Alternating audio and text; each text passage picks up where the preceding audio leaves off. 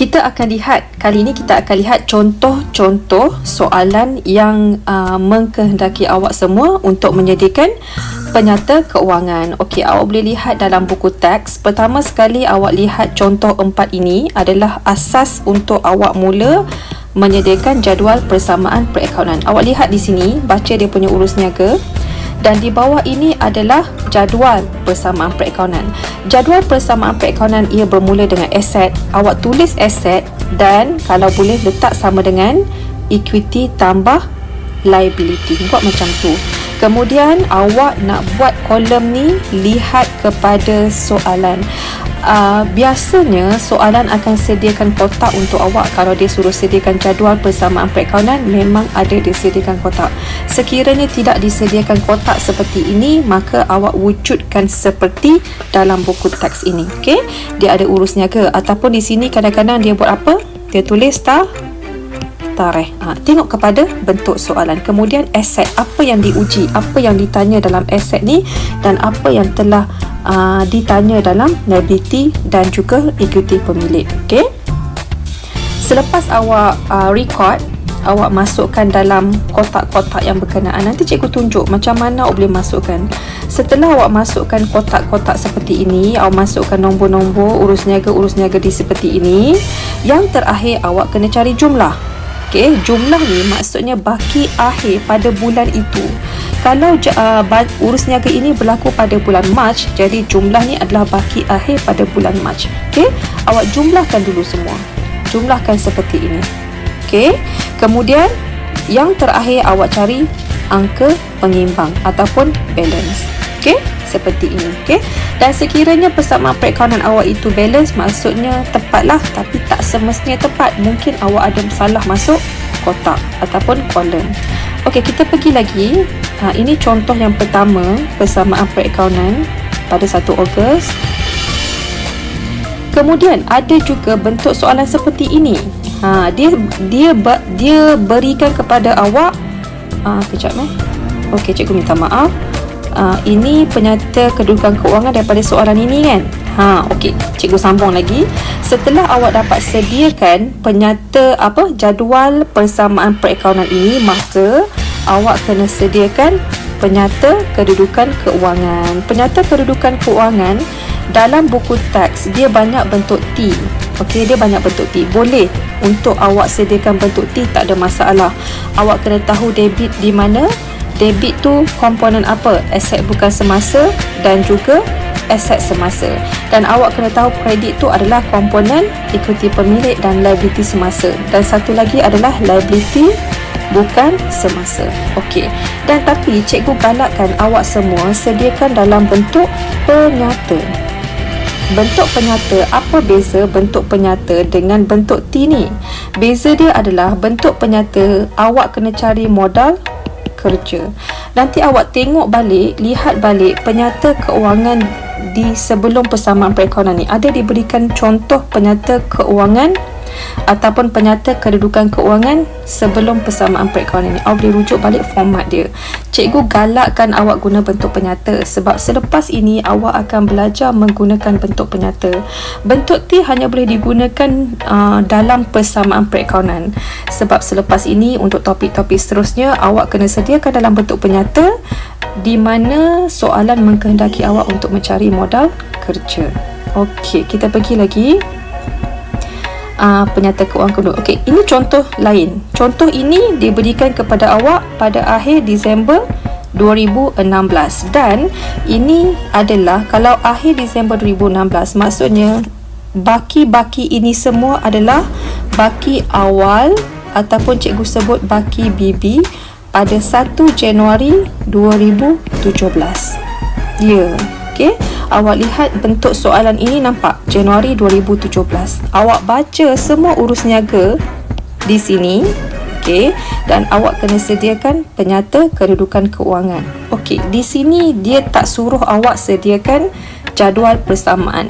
Okey, kalau dia tak suruh awak sediakan jadual persamaan, maka awak wujudkanlah jadual persamaan awak sendiri. Wujudkan sendiri. Cikgu galakkan juga awak wujudkan juga wujudkan jadual seperti ini. Okey. Markah akan diberikan. Sebenarnya markah di sini. Okey, markah di sini nanti cikgu tunjuk. Tapi sekiranya dalam penyata kedudukan keuangan awak ini ada yang salah, maka kami akan lihat, cikgu-cikgu akan lihat jalan kerja di sini. Macam tu. Okey. Dan seterusnya cikgu nak tunjuk di sini, pada soalan ini dia berikan baki awal. Nampak ada baki awal. Jadi baki awal awak letakkan dulu. Cikgu sambung ni. Masukkan dulu di sini. Tulis baki awal. Masukkan dulu di situ. Kemudian barulah awak baca urus niaga yang seterusnya. Seperti dalam buku teks ini. Tolong baca setiap urus niaga ini supaya awak akan lebih mahir dalam tambah, tolak persamaan perakaunan. Okey, baca satu persatu sebab urus niaga yang ada dalam buku teks ni dah merangkumi semua. Kalau dia keluar soalan pun dia akan pusing sedikit ayat tu. Tapi sebenarnya maksud yang sama. Okey, tolong baca. Okey, soalan ni mengkehendaki awak untuk menyediakan penyata kedudukan keuangan je. Tapi kenapa kena buat juga jadual persamaan ini? Contoh, katalah awak salah dekat inventory, kami akan tengok jalan kerja di sini. Ya, kami akan tengok jalan kerja di situ. Ada jalan kerja, dapat markah. Okey, sebab tu awak kena tunjuk juga jadual persamaan perakaunan. Buat dalam bentuk jadual persamaan perakaunan. Kenapa kena buat juga dalam bentuk jadual persamaan perakaunan? Supaya awak dapat balance. Awak tahu, kalau balance maksudnya okey, betul lah tu. Supaya kita nampak, ini betul. Dan awak boleh cari jumlah di sini. Okey, cikgu galakkan awak sediakan jadual persamaan perakaunan juga. Okey. Seterusnya, contoh 6 ada lagi. Okey, kita pergi kepada contoh 6 di sini.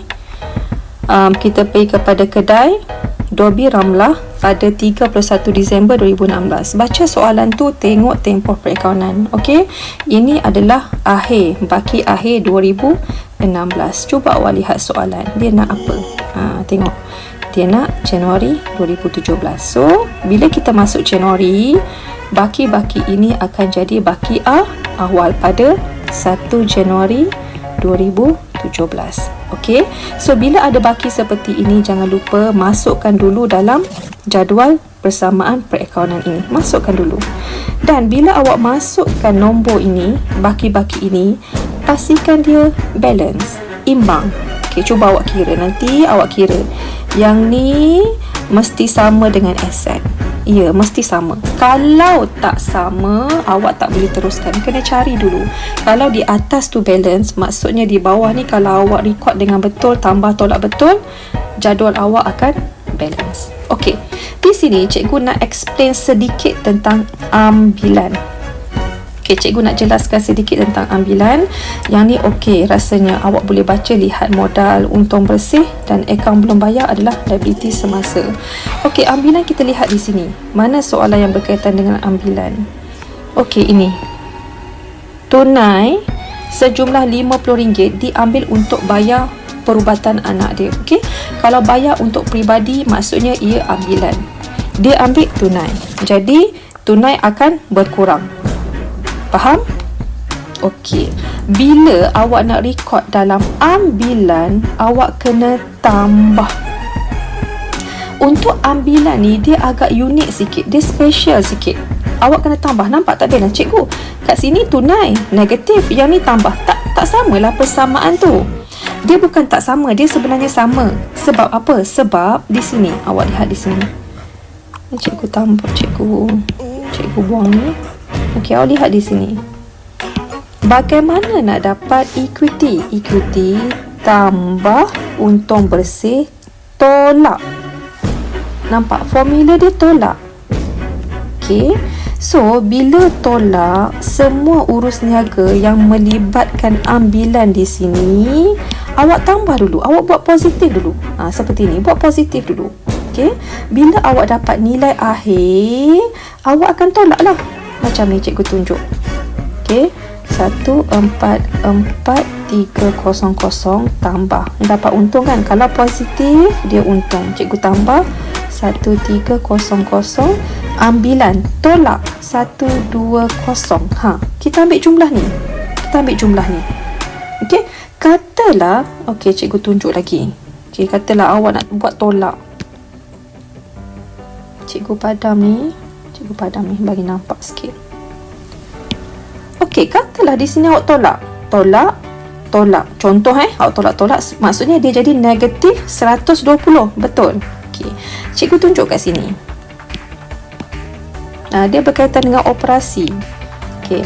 144,300 tambah, kita dapat berapa? Positif 130, betul, tambah tolak ambilan. Sorry. Macam mana ni? Okey. Cikgu buat kurungan kejap. Okey. Tolak ambilan. Yang ni tolak kan? Sekejap cikgu tunjuk. Ni tolak kan? Awak akan buat tolak 120. Macam tu. Bila jadi macam ni, cikgu takut awak tambah. Sedangkan ambilan ni kita kena tolak. Sebab tu untuk ambilan dia agak unik sikit. Sekiranya soalan ada kolom ambilan ini, awak kena positifkan dia. Semua jadi positif. Semua positif. Walaupun sebelah ini, awak lihat sebelah ni, dia tolak. Sepatutnya dia tolak kan? Tapi kenapa dia positif? Supaya kita dapat cari jumlah. Nanti di akhir nanti kita akan tolak. Di akhir nanti kita akan tolak. Cikgu padam supaya awak nampak. So untuk ambilan ni, awak kena hati-hati dengan ambilan ni. Dia bukan tak balance, dia masih lagi balance. Nampak? Tolak ni, betul lah. Kan tolak? Dia tolaklah dengan yang ni, dengan yang ni. Okey? Boleh? Faham tentang ambilan ni. Katalah dalam soalan dia tak ada ambilan. Cikgu padam lagi. Katalah dia tak ada ambilan. Ambilan ni tak ada. Okay, kalau tak ada ambilan, awak masuk dekat modal. Ya, boleh tolak dekat modal. Contoh, okay, cikgu tunjuk di sini, cikgu padam yang ni. Tadi dia ambil tunai kan? Dekat sini tolak kan? Modal boleh tolak. Tolak modal. Ya. Kenapa tolak modal? Sebab modal tambah untung bersih tolak ambilan. Dalam modal kita boleh tolak. Kan sama balance ni? Macam ni juga 70. Kalau tak ada kolom ambilan, awak tolak 70 di sini. Baru nampak, awak boleh nampak persamaan perekonomian ni balance. Tapi sekiranya wujud kolom ambilan ni, kalau wujud kolom ambilan ni, awak kena positifkan dulu. So di akhir ni jumlah ambilan nanti kita akan tolak. Sebenarnya di akhir ni kita akan jadi tolak. Okey, boleh? Jelas? Untuk ambilan sahaja, sekiranya ada kolom ambilan. Sekiranya tiada kolom ambilan, awak tolak dekat modal. Gunakan modal. Okey, tolak modal sebab modal tolak ambilan. Dia akan tolak. Okey. Alright? So, cikgu dalam video ni, cikgu tak akan jelaskan satu persatu di sini. Cikgu tak akan jelaskan semua ni. Saya nak awak semua baca dan awak lihat bagaimana tambah, bagaimana tolak, bagaimana ia tambah dan tolak dalam persamaan perekanan. So, fahamkan betul-betul. Dan cikgu ada tunjukkan juga dalam channel Telegram cikgu ada tunjukkan tambah tolak. Cikgu ada tunjukkan juga dalam TikTok cikgu berkaitan dengan tambah tolak ni, awak boleh lihat. Okey. Dan akhir sekali dia suruh sediakan penyata kedudukan kewangan. Cikgu galakkan awak buat dalam bentuk penyata. Biasakan, bagi biasa bentuk penyata ni. Nak buat kalau topik jadual persamaan ni nak buat dalam bentuk T pun tak ada masalah, boleh. Tapi biasakan guna penyata. Okey, awak boleh lihat format penyata ini. Okey, dah habis berkaitan persamaan perekonomian. Dan sekiranya ada apa-apa pertanyaan berkaitan dengan urus niaga ni tak faham ke apa semua, awak boleh komen di ruangan video YouTube cikgu di bawah. Alright, cikgu harap persamaan perekonomian ni adalah topik yang sangat mudah untuk awak skor, sebab ia hanya melibatkan tambah dan tolak sahaja. Okey?